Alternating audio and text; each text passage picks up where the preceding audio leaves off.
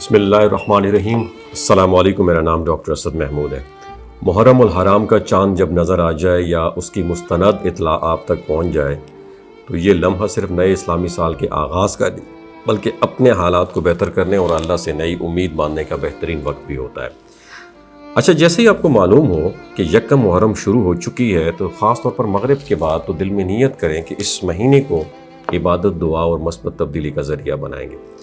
اچھا، اکثر لوگ زندگی میں کاروباری مسائل، تنگ دستی، بے روزگاری یا رزق کی کمی کا سامنا کرتے ہیں، تو ایسے حالات میں انسان پریشان ہو جاتا ہے۔ لیکن ہمیں یہ یاد رکھنا چاہیے کہ اللہ کے خزانے بے حساب ہیں اور وہ جب چاہے اپنے بندے کے حالات بدل سکتا ہے۔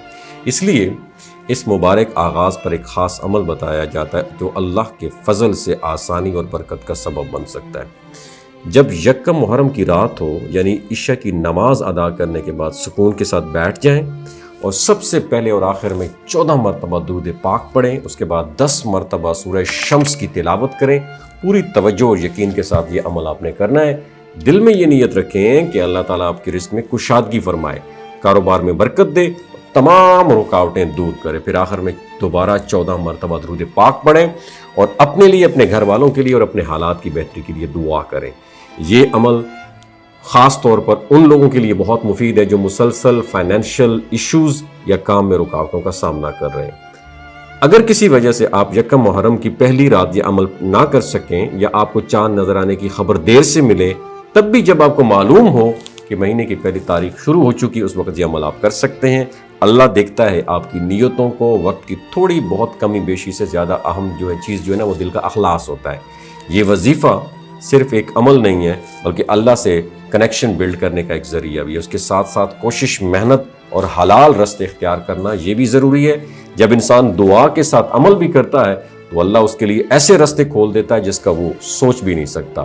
اور اس کے ساتھ ساتھ اپنے دل میں یہ یقین رکھیں کہ اللہ آپ کی سن رہا ہے اور وہی بہترین رزق دینے والا ہے۔ اس نئے اسلامی سال کے آغاز پر خود کو مایوسی سے نکالیں، امید اور یقین کے ساتھ آگے بڑھیں اور اس عمل کو اپنا معمول بنائیں۔ انشاءاللہ تعالیٰ آپ دیکھیں گے کہ آپ کے معاملات میں آسانی آئے گی، دل کو سکون ملے گا اور رزق کے دروازے کھلنا شروع ہو جائیں گے۔ ویڈیو اچھی لگی ہو تو صدقہ جاریہ کے طور پر شیئر ضرور کیجیے گا۔ نیچے کامنٹ سیکشن میں لکھیے گا آمین۔